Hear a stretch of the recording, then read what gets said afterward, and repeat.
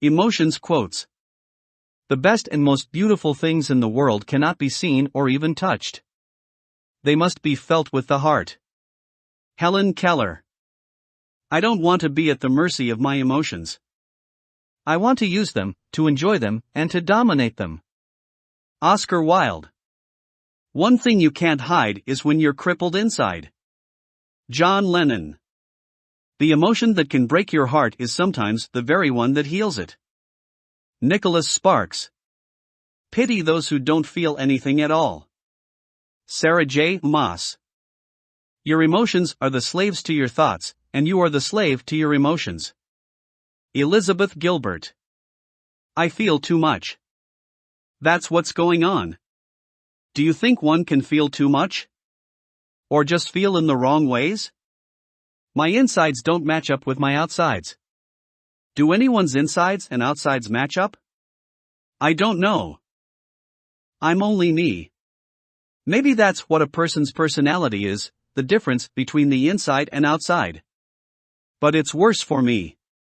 I wonder if everyone thinks it's worse for him. Probably. But it really is worse for me.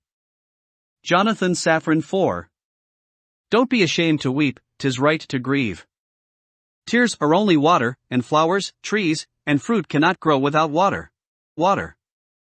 But there must be sunlight also. A wounded heart will heal in time, and when it does, the memory and love of our lost ones is sealed inside to comfort us. Brian Jacques. Emotions, in my experience, aren't covered by single words. I don't believe in sadness, joy, or regret.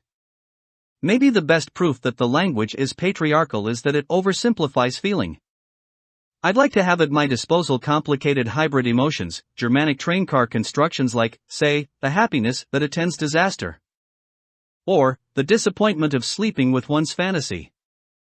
I'd like to show how intimations of mortality brought on by aging family members connects with the hatred of mirrors that begins in middle age. I'd like to have a word for the sadness inspired by failing restaurants as well as for the excitement of getting a room with a minibar. I've never had the right words to describe my life, and now that I've entered my story, I need them more than ever. Jeffrey Eugenides. The world is a tragedy to those who feel, but a comedy to those who think. Horace Walpole. I envy people that know love. That have someone who takes them as they are. Jess C. Scott. I knew they would kill me when they found out, but, he struggled for words, releasing a sharp breath.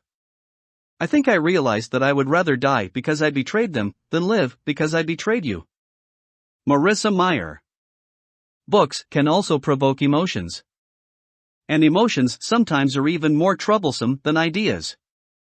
Emotions have led people to do all sorts of things they later regret, like, throwing a book at someone else. Pseudonymous Bosch. Life is a comedy to those who think, a tragedy to those who feel. Jean Racine.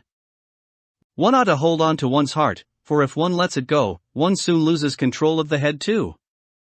Friedrich Nietzsche. Anger, it's a paralyzing emotion, you can't get anything done. People sort of think it's an interesting, passionate, and igniting feeling. I don't think it's any of that. It's helpless, it's absence of control, and I need all of my skills, all of the control, all of my powers. And anger doesn't provide any of that. I have no use for it whatsoever. Interview with CBS radio host Don Swaim, September 15, 1987. Toni Morrison. I think of myself as an intelligent, sensitive human being with the soul of a clown, which always forces me to blow it at the most important moments. Jim Morrison. But feelings can't be ignored, no matter how unjust or ungrateful they seem. Anne Frank. When I open them, most of the books have the smell of an earlier time leaking out between the pages, a special odor of the knowledge and emotions that for ages have been calmly resting between the covers. Breathing it in, I glance through a few pages before returning each book to its shelf. Haruki Murakami. The moment we cry in a film is not when things are sad, but when they turn out to be more beautiful than we expected them to be. Alain de Botton. It is important not to suppress your feelings altogether when you are depressed. It is equally important to avoid terrible arguments or expressions of outrage. You should steer clear of emotionally damaging behavior. People forgive, but it is best not to stir things up to the point at which forgiveness is required. When you are depressed, you need the love of other people, and yet depression fosters actions that destroy that love. Depressed people often stick pins into their own life rafts. The conscious mind can intervene. One is not helpless.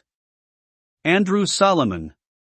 Everybody has a home team. It's the people you call when you get a flat tire or when something terrible happens. It's the people who, near or far, know everything that's wrong with you and love you anyways. These are the ones who tell you their secrets, who get themselves a glass of water without asking when they're at your house.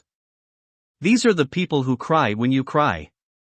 These are your people, your middle of the night, no matter what people. Shauna Nyequist. Your emotions make you human. Even the unpleasant ones have a purpose. Don't lock them away.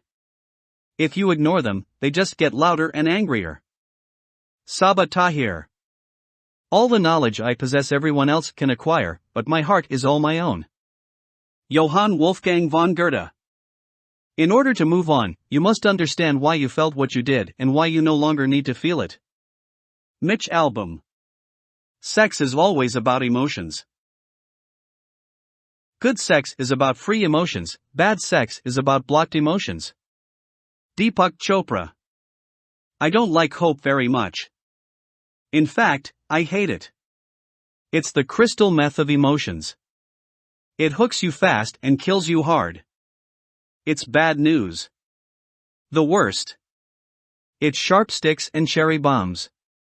When hope shows up, it's only a matter of time until someone gets hurt. Jennifer Donnelly. Crying does not indicate that you are weak. Since birth, it has always been a sign that you are alive. Charlotte Bronte. It is a grave injustice to a child or adult to insist that they stop crying. One can comfort a person who is crying, which enables him to relax and makes further crying unnecessary, but to humiliate a crying child is to increase his pain and augment his rigidity. We stop other people from crying because we cannot stand the sounds and movements of their bodies. It threatens our own rigidity. It induces similar feelings in ourselves which we dare not express, and it evokes a resonance in our own bodies which we resist. Alexander Lowen.